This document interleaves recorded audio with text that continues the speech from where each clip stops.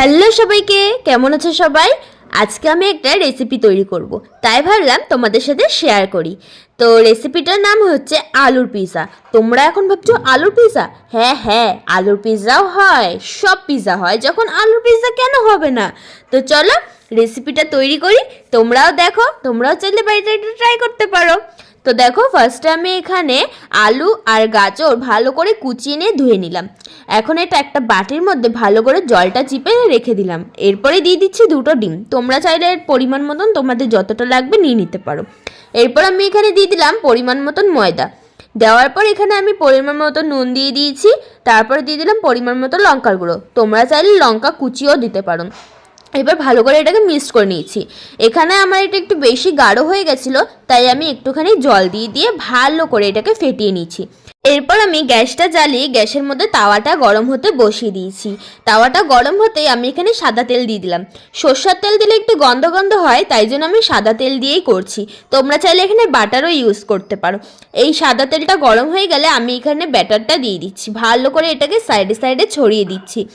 এরপর এটাকে 10 মিনিটের জন্য ঢাকা দিয়ে রেখে দেব। তো চলো 10 মিনিট পর আবার তোমাদের সাথে দেখা হচ্ছে। তো 10 মিনিট হয়ে গেছে। আমি 10 মিনিট হওয়ার পরেও আমি আসিনি, এসে দেখি পিছনটা হালকা একটু পুড়ে গেছে, বাট খেতে কিন্তু ভালো হয়েছিল। এরপর আমি এটাকে উল্টে দিলাম। উল্টে দিয়ে আবার এটাকে 10 মিনিটের জন্য ঢাকা দিয়ে রেখে দিচ্ছি। এরপরে কিন্তু 10 মিনিট হয়ে 15 মিনিট হয়ে গেছে। এবার পিছনটা একটু বেশি করেই পুড়ে গেছে।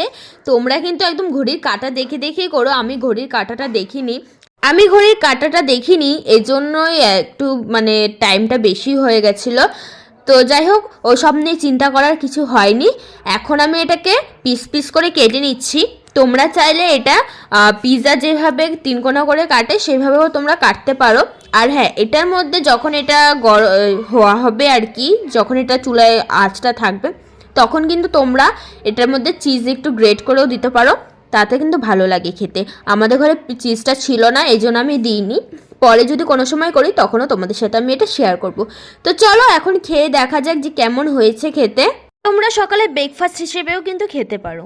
ইয়াম্মি হয়েছে কিন্তু খেতে, দারুণ হয়েছে। তোমরাও চাইলে এটা কিন্তু বাড়িতে ট্রাই করতে পারো। Bye bye.